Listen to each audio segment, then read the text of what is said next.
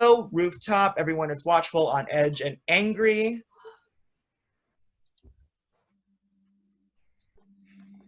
Val, hold still. What do you see, Chris? Fire. A lot of it. Where? To the east.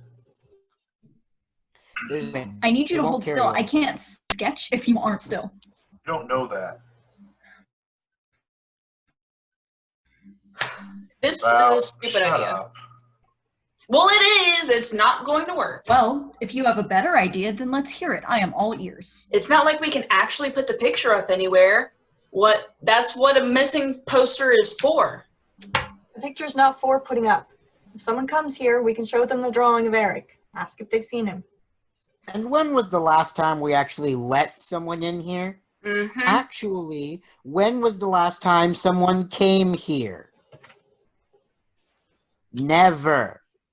You can't find someone if no one's looking for them. It doesn't matter. It's something to do, at least. Rachel, I don't look anything like Eric. He's your brother, not mine. For the last time, I'm not drawing you. I'm drawing the body shape. You know why we can't let people in and why we can't go outside. No more of that toxic ground shit. We don't need to hear any more of that. Hands down, Val.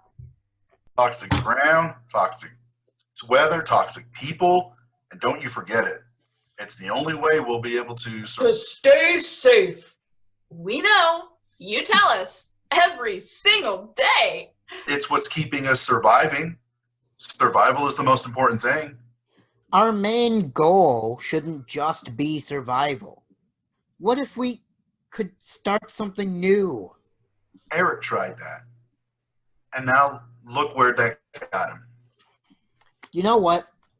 I'm going to update the calendar. What does that make today?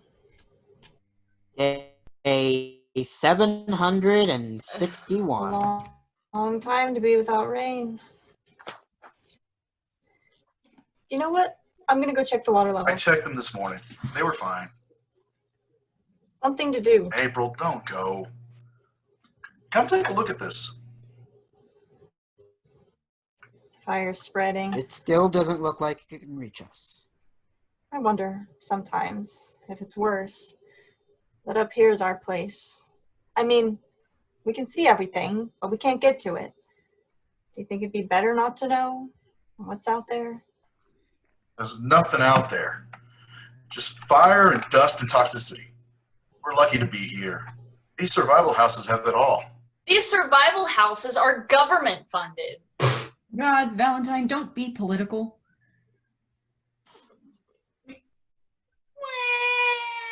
Oh, yeah, that's the alarm, sorry. What is that? I don't know, but it can't be good. I'll check the water levels. No, I can do that. Chris, we need you to check the electricity. It's the only other thing that could have set off an alarm. I'll go with Rachel and check the water levels. Fine. Ira, Val, stay on the roof. Keep a lookout. For what? I don't know. Something.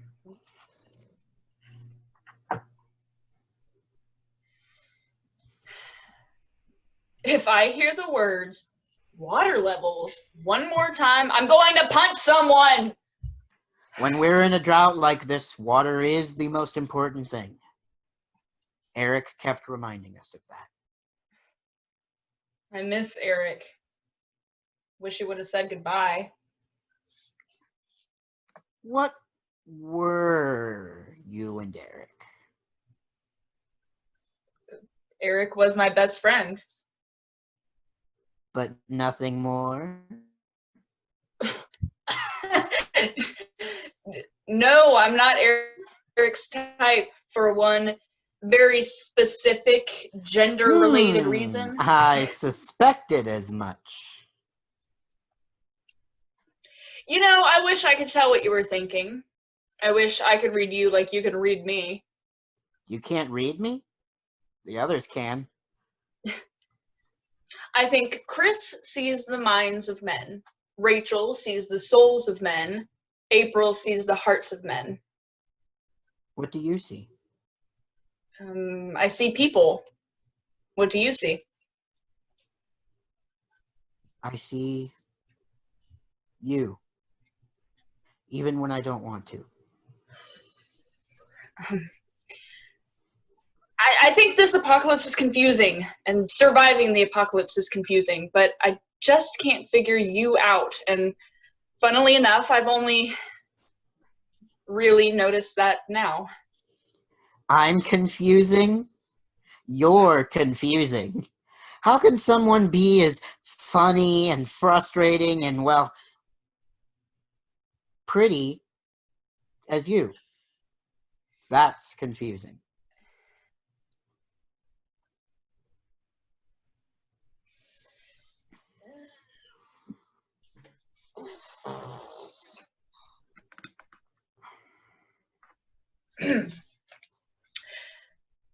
Did you mean what you said about survival and starting something new? I don't know. What has happened before will happen again. What has been done before will be done again. There's nothing new in the whole world. Ecclesiastes. You're very smart. I like to think so.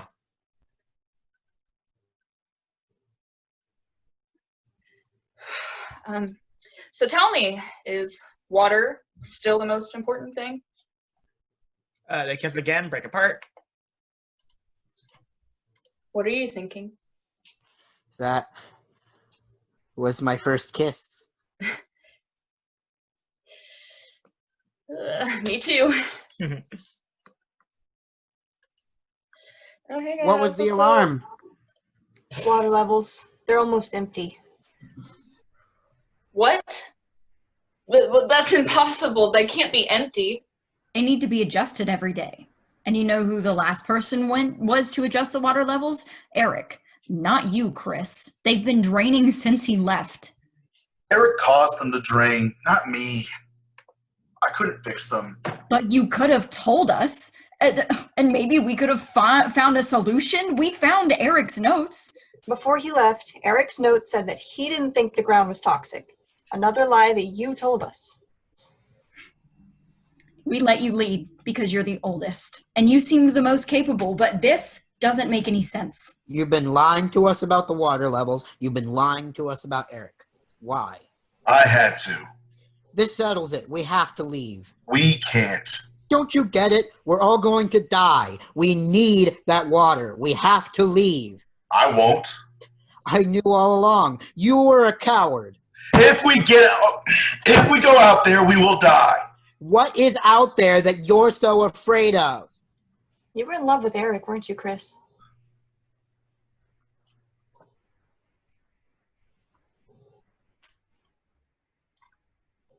Silence. Eric and I spent a lot of time together before he left. He told me about a lake that he went to find. It's 2 days from here. He told me he can get to it 2 ways, north and south, in case I wanted to follow. I knew that if any of you found out about the water, you would want to leave. So I lied. I lied about Eric leaving and the water levels. I thought for sure that the rain would come. I thought for sure that Eric would come back. But he didn't. And if we went out there, I knew that we would die too.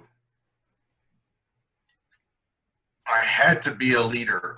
I had to keep us safe. You were with Eric? That's not me, though. I didn't plan on it. It just happened. I'm not gay.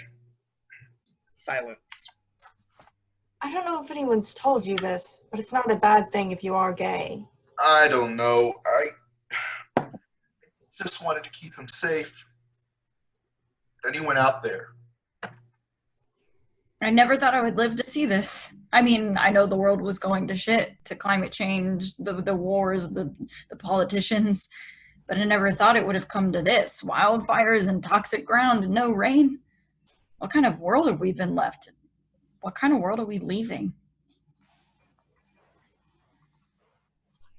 I don't think we can fix anything. If we go out there, we're doomed. I thought if we stayed here, we stood a chance. I'm sorry. I'm sorry that I lied. I was paralyzed by my fear. I hate to say it, but we are out of options. We're out of water. The air is contaminated in this area, and we can't keep it from spreading. We have to leave.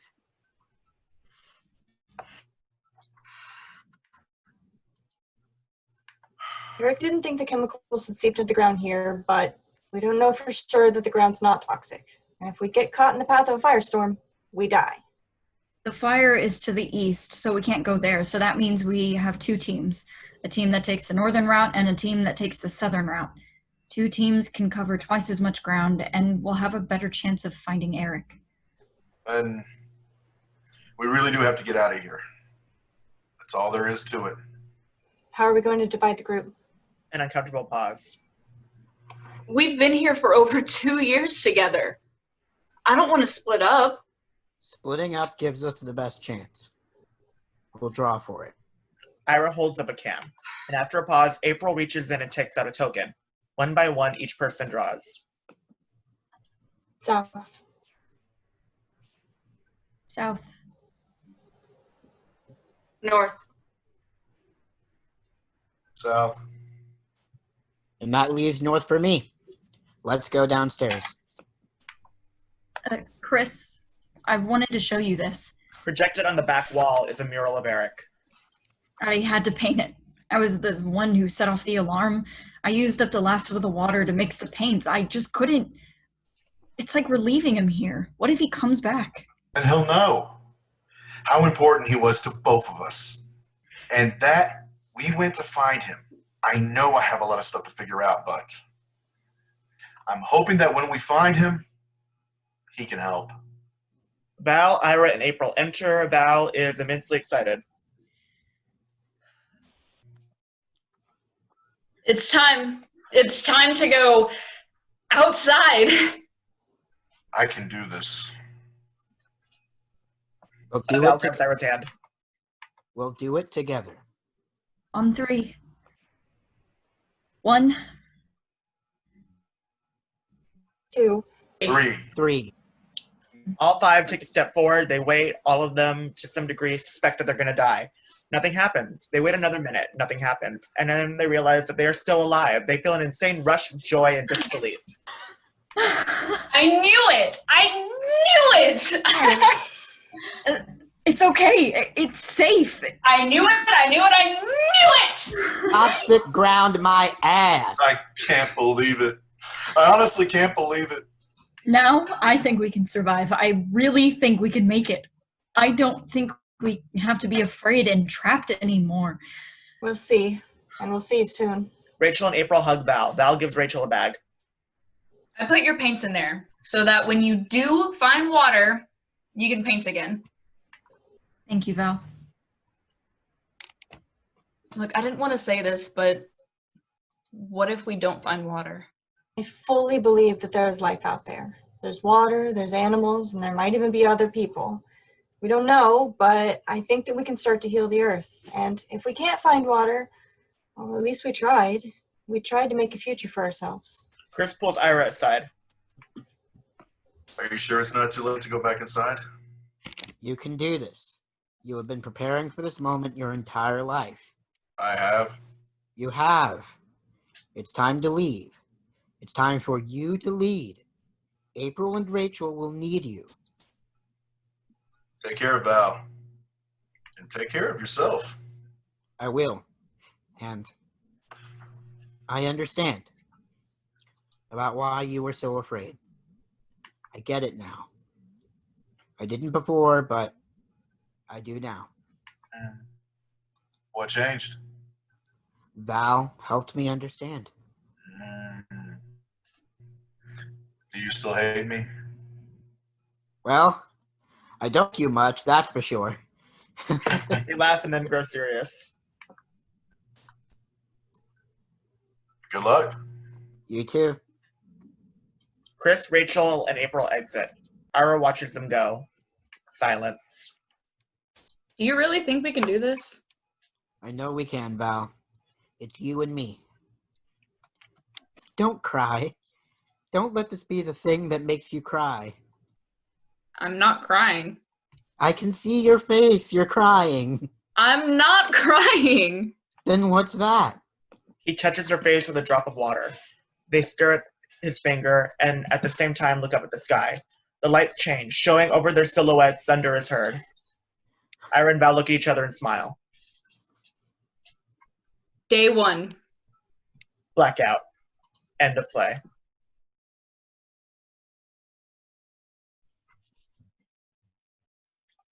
All right, welcome back. And we are now here with playwright of day 761, Harper Lee.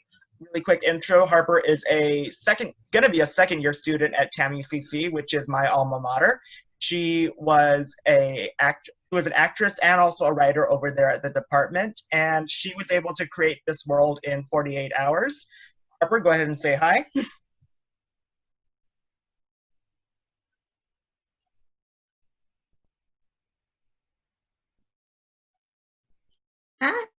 Hi. Okay, so Harper, you're the one who wrote day 761. Can you go ahead and walk us through your process? Like, all writers had 48 hours to create their script. So what was that for you? Did you have 1 day of planning followed by 1 day of writing? Did you kind of stream of conscious the thing? Did you wait till the last minute? You won't get in trouble if you did.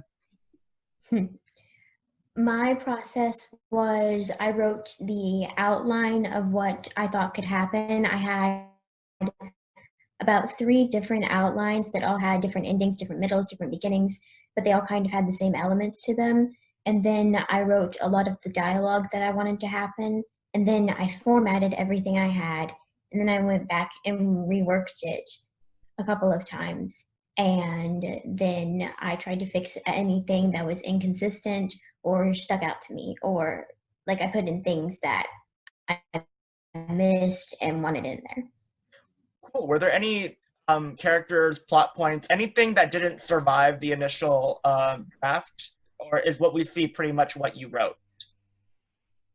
I was actually going to have Eric be in the play, but the version that had him without it, I kind of liked that because he is a character in it, and I thought dealing with the absence of him rather than the character of him was really, really interesting.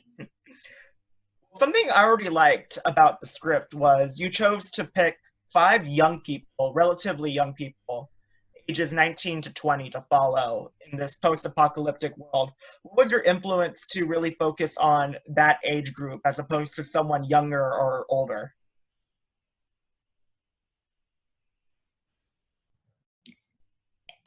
It was kind of influenced by myself because I'm around my age or a little bit older. So that age group just kind of really stuck out to me. Well, it's a very relatable age group as someone who just left the 19 to 22 range, but still has friends in that age range. I found it very relatable, especially there were certain characteristics I really liked about the play. You chose to have 2 characters be in a LGBT relationship. How important was that for you when writing it, or was that just something that just happened? It was really important to me because I just think that representation is really important, and all art is a representation of yourself. And I saw myself a lot in the characters, and I saw a lot of my friends in the characters, and I just wanted to show their relationship. Now, at the risk of sounding ominous, you've chose a post-apocalyptic setting, and we're in a very, I don't want to call it post-apocalyptic world, but we're definitely living in a different world from what we're used to. What from the coronavirus pandemic inspired the world that you created? A lot of it was inspired by the pandemic because we're quarantined right now, and the characters in the play are also quarantined. It's not safe for them to go somewhere. But the thing that I really wanted to showcase in the play is that just because you're in a pandemic or there's a disaster or a crisis, your life doesn't stop. The characters in the play are dealing with a lot of first kiss, first attraction, first relationship, and a lot of identity struggles. And I can't just stop. You have to figure out how to adapt and keep going on with your life.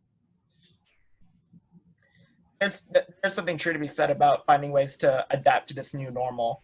What does that have to say about, we're both theater majors. You just started as a theater major. I just got my degree roughly a year ago, and now we're both having to adapt to basically doing theater online and away from other people for a while.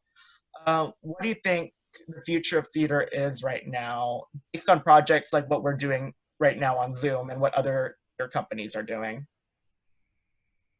I do believe that theater will go back to being like with live people and live audiences. But I think right now, this is definitely the safest option. So it's what we're doing.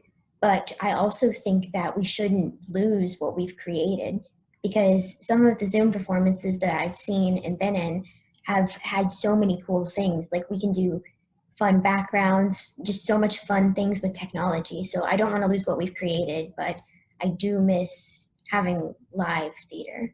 I can agree to that. Now, each playwright was given a quote by Anne Frank. The reason why it's called Dear Kitty is because that's what she would call her diary every night while writing in it. What was your quote, and how do you think it influenced your characters and the play as a whole? My quote was, "I see the world being transformed into a wilderness, and yet when I look at the sky, I somehow feel that this cruelty will end." So that quote really inspired the post-apocalyptic setting. I was already playing around with it, but the quote just like kind of just made it burst. And it directly inspired the ending when it finally starts to rain when they leave the safe house. I wanted a hopeful ending, but I didn't want it to be very unrealistic. I wanted serendipity, not coincidence. Mm-hmm. And when I was writing the play, I just felt there was so much potential in the play and the characters, like potential energy getting turned into kinetic energy. And that's how the quote really, really inspired me. Going even further, what would you say, because I don't want people to forget that this whole project was inspired by Anne Frank by and large. We're able to create a completely original piece based roughly on her life and a quote of hers. What do you think that has to say about Anne Frank's legacy today, especially as we're going through a very, very frightening and uncertain era of both illness and unrest that she went through? Her legacy is basically cemented, and I like that she was never performing, she was just being herself. And that's really where something special was created. And I think it's important to remember her, because the worst thing for me, because I've read some of her diary and I've read her life story, the worst thing for me is that we don't know what else she could have created. Mm-hmm. And I think that's the worst thing, that she was not allowed to have a future. Mm-hmm. And so I appreciate that everyone, to some extent, everyone knows her. Right. And I just think that her legacy should not be forgotten. And I think everyone should look at it as this is what happens when you let horrible people win.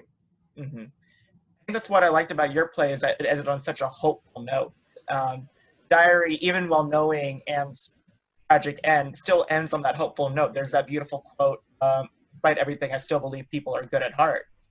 And it's such an inspiring message to go out on, because it could have been easy for any of the writers in this project to really end on a cynical note, because I know a lot of people who got really cynical because of all the horrible things that are going on. I mean, people have lost work and people are very unsure about the future right now.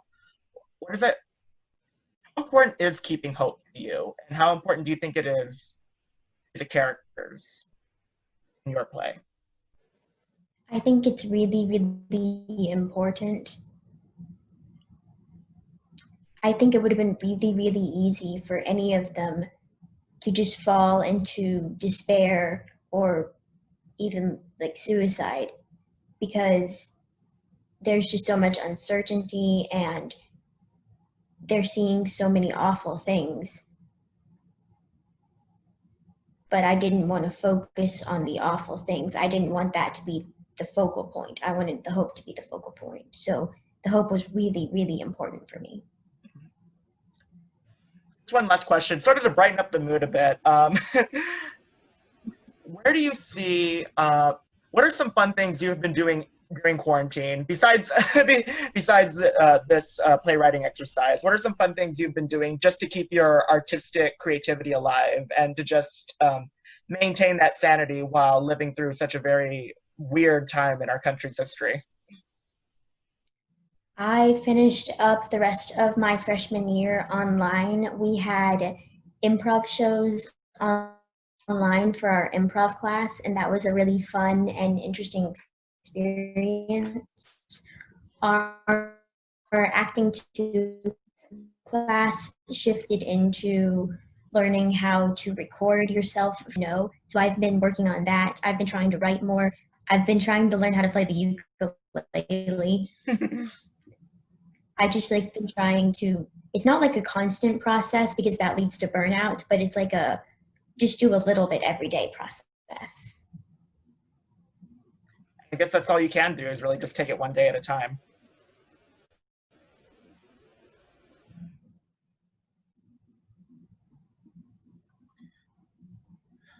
Okay, Harper, thank you so much. You wrote a very, very good play, and who knows, maybe somewhere down the line we can see a full production. Maybe, I still say this would be a great miniseries. Just the world you created could have some potential for an ongoing serialization. But thank you so much for being a part of this. I'm really glad that you were able to write a play and also act in last week's show. And I just hope you keep on doing what you're doing. Enjoy your time at Tammany CC, and hopefully some more great stuff can be created from this quarantine period. Thank you, Russell. And that was Harper Lee, the writer of Day 761. Thanks for joining us, and tune in next week for a brand new play. Good time.